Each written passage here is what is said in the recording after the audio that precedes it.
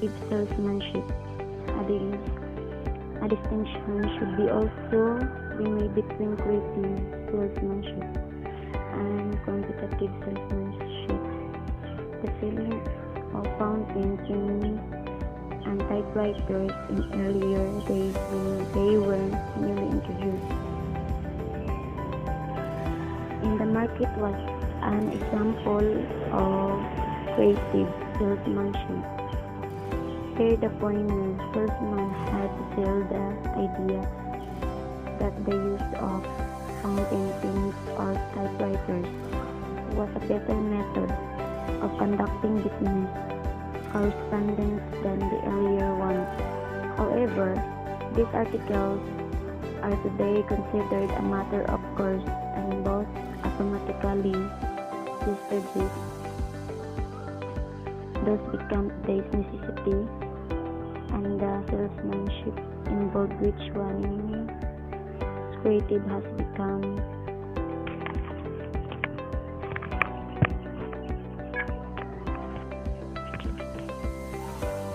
becomes today's necessity, and the salesmanship involved which was once creative has become competitive in the type of products. Competitive salesmanship aims at increasing the sales of the existing products or service, no matter how the sales have increased.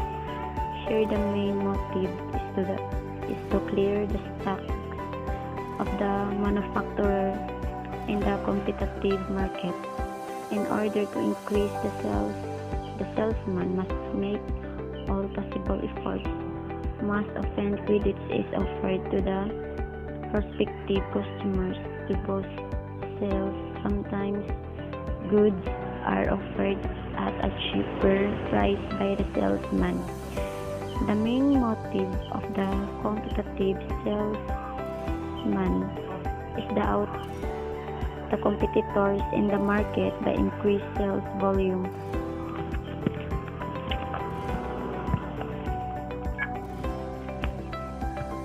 Competitive salesmanship aims chiefly in increasing the sales of the existing product or services by adopting traditional methods and rarely use new and innovative methods in the selling process. Creative salesmanship. Creative salesmanship hardly aims to increase sales, rather his job is to motivate customers and make them satisfied with the sale. Basically, creative salesmanship aims at creating sales for new and novel products or services. Even in specific cases, producer or sellers circle creative salesmanship aims chiefly at increasing the sales of the existing product or service by adopting traditional methods, and rarely it uses new and innovative methods in the selling process. Creative salesmen generally provide more emphasis on the utility and services of the product offered for sale. Such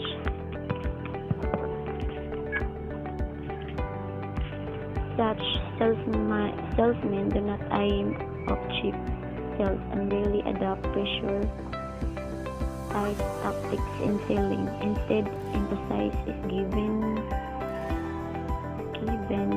to the ultimate satisfaction that the product or service would provide. A close look at the history of marketing clearly indicates that it is only through creative salesmanship that most of the products or service we see today have been introduced successfully in the market.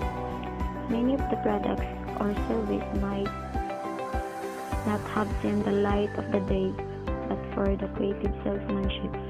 Creative salesmanship requires technical knowledge of the product. The more he knows about the product, the more appeals or benefits for the customer. Will the salesman be able to think up creatively? This means that the salesman who works harder will make more appeals and sell more creative sales. More important perhaps than how much the salesman knows how he was organize such knowledge in his sales talk on presentation. Basically, the salesman has to sell the need for his product to the customer. Creative selling is not high pressure selling or trick. It is the result of creative thinking on the salesman's part and requires imagination and resourcefulness.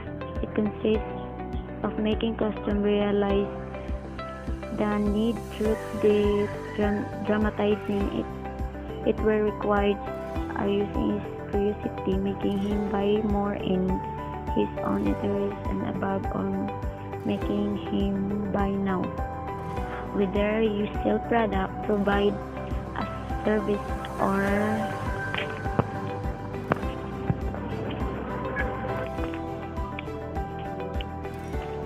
of creative selling, there are basically three types of selling: charismatic, classical, and creative.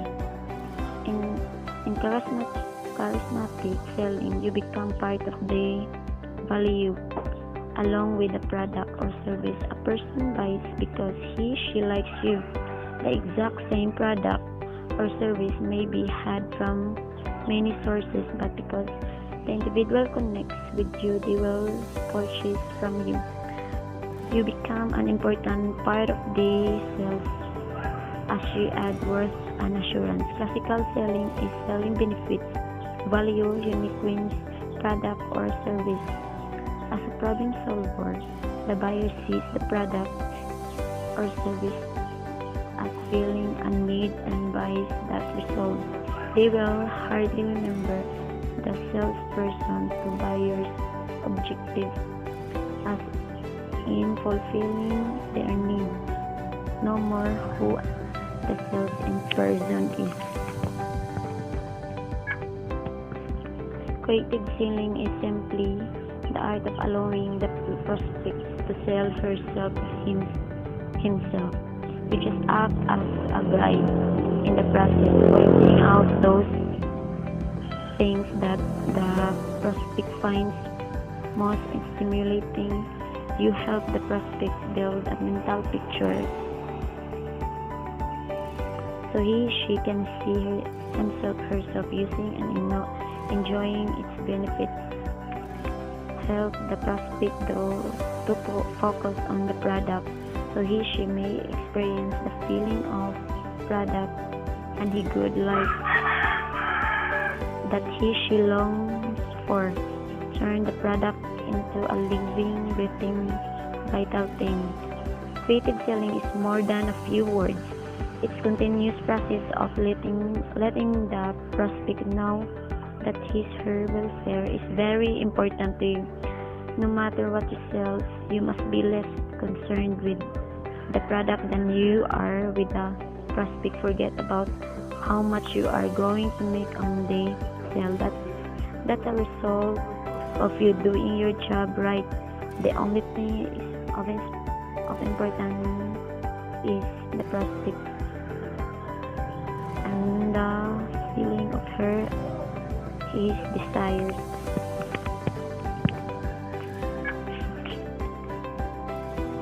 A few sample roles can guide you toward the goal of creative salesmanship and do wonders for your pocketbook. Know the product. The better you know the product, the better you can relay its benefits and engage the prospect in it. Know where you can find new markets for your product. Are there any new uses for it? Are you selling to the right? Know what you are doing to say before you talk to the prospect. Prepare your presentation and know just how you're going to present it. no answers for every soul of fiction.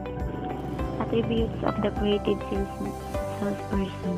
In addition, you have to having a person who understands and apply the creative selling process. An organization should try to have salespeople who possess certain attributes that can make them more effective in their job. These attributes, which can be grouped into mental and physical categories. Further discussion. Judgment, common sense, maturity, intelligence. These and other terms are used interchangeably with judgment. A salesperson knows that it does not pay to argue with the customer. The salesperson also knows that the firm should never be cut in front of the customers. These situations reflect the use of good judgment on the part of the employee. Please note.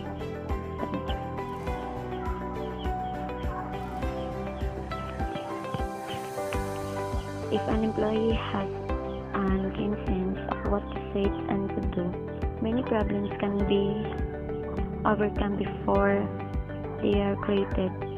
Many employees give little thought to the impact of their actions, and a child playing with toys in the toy store is told in a blunt manner to quit playing with the toys and go find your mother, while all confrontation with the child is necessary. Could it have been handled differently? Here's how to do. A good salesperson will have a positive attitude towards customers, merchandise, services, and a business. A good attitude means an employee is willing to accept suggestions to learn and apply the steps in the creative selling process, and do not be afraid of work. A salesperson with a bad attitude can create unnecessary problems. A bad attitude is if any employee is otherwise competent. Management should work with the employee to develop a positive attitude. Positive attitudes can result in sales selected by physical attributes. To be success, the salesperson must physically belong in the firm's particular environment. Personal appearance and personal hygiene are the important and selling environment. In terms of personal appearance, a sincere person would be more appropriate than a larger person in the sales position.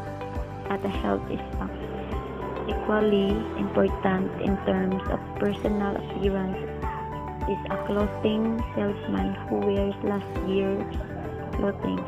He will have difficulty in selling the latest fashion to his customers. Personal appearance does count in the selling equation.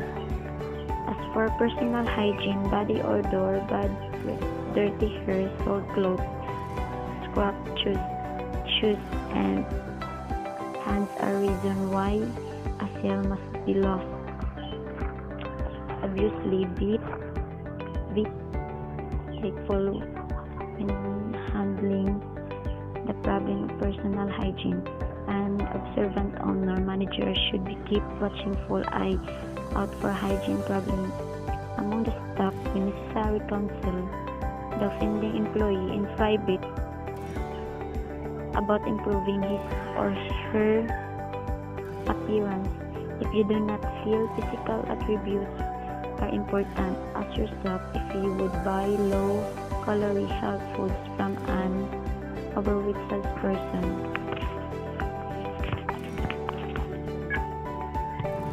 everybody other sounds funny? Is it not?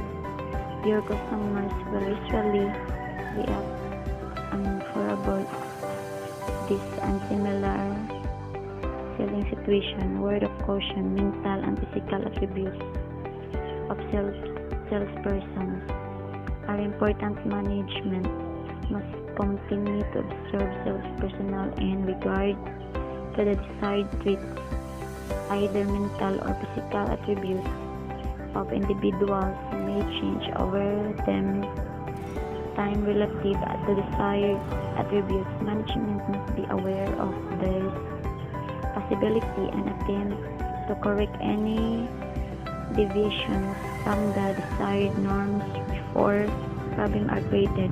A business can greatly enhance its probability of success by stressing the creative selling process, giving special attention to the desired mental and physical attributes of a creative salesperson. Good creative selling can provide the competitive edge. Creative selling process. The creative selling process consists of 8 steps, none of which is less important than any other of the process. It is to be effective, it should be emphasized to all employees that all steps are vital to the achievement of effective selling. For customer contact, a smart builder would not attempt to build a house without a good foundation. Likewise, a business person should not place people on the sales floor or telephone until these people know the business, merchandise, services, and customers before any contact is made with the customer. Every salesperson should know. Salesmanship. Selling is a vital function of business. The purpose of all marketing activities is to sell the product of the business enterprise. Selling enables the business to achieve its objective by satisfying the needs of the customer to perform selling activities efficiently. Certain qualifications among salesmen is desirable. Good salesmanship is not about never losing a sale. It's about learning from every lost sale and never letting history repeat itself in that arena. Everyone cannot be a good salesman. It requires a great deal of competence or excellence. Following are a few qualities that a master salesman must develop. Deliver more than you promise.